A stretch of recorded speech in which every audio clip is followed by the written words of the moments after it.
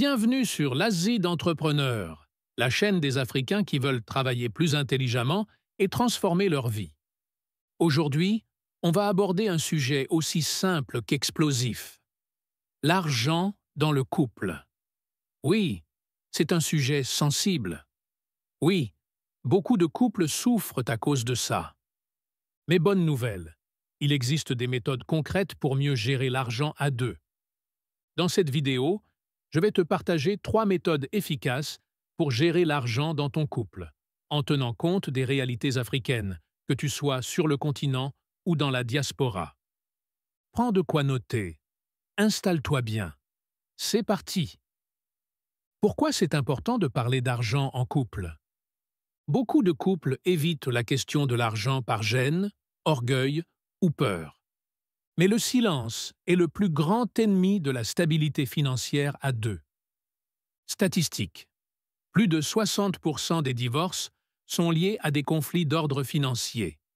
Il faut clarifier les attentes, définir les priorités financières, construire ensemble.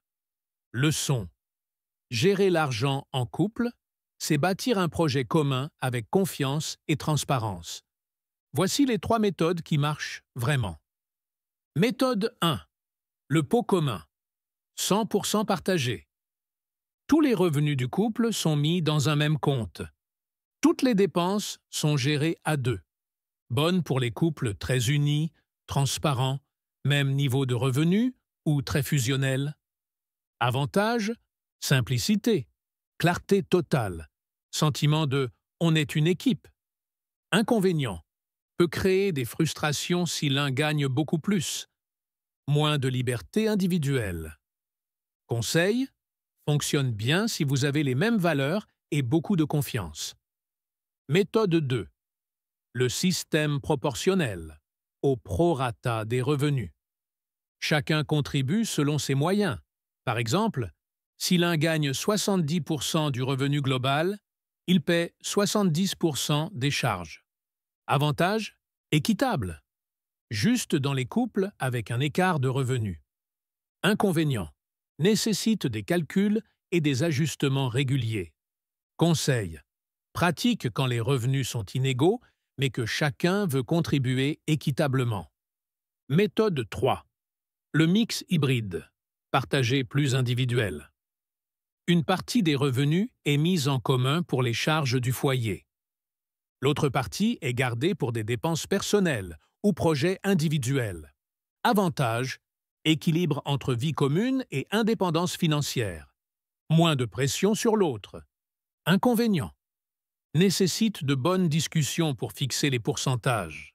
Conseil, idéal pour les couples modernes, entrepreneurs ou ceux avec des projets distincts. Les erreurs à éviter à tout prix. Cacher ses revenus ou dettes. Ne jamais parler d'argent pour avoir la paix. Laisser une seule personne tout contrôler. Penser que l'amour suffit. Leçon. Le respect, la communication et la transparence sont plus importants que la méthode choisie. Que vous soyez en couple depuis 1 an ou 20 ans, gérer l'argent ensemble est un puissant levier de croissance. L'objectif, ce n'est pas de savoir qui gagne plus ou qui dépense moins, mais de créer une richesse durable ensemble. Choisissez la méthode qui vous convient. Et surtout, communiquez régulièrement. Fixez des objectifs financiers communs.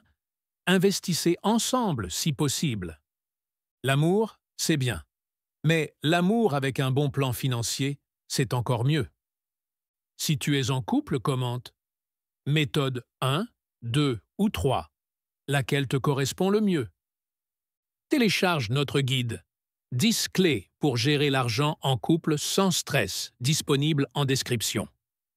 Abonne-toi pour d'autres vidéos sur l'entrepreneuriat, l'argent et les stratégies de croissance personnelle. Le travail intelligent n'est plus une option. C'est la voie à suivre pour l'Afrique, même à deux.